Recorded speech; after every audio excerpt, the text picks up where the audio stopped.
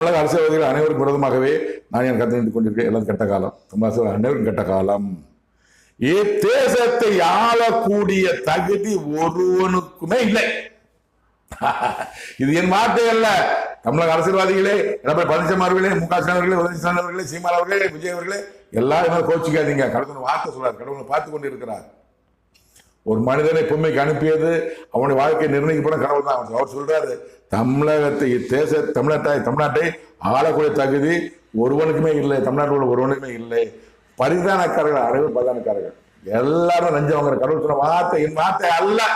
சொல்றேன், கத்தி சொல்றேன், என் வார்த்தை அல்ல. கடவுள் சொல்றாரு, தமிழக அரசியல் அனைவருமே லஞ்சம் வாங்கக்கூடியவங்க, பரிதானம் வாங்கக்கூடியவங்க.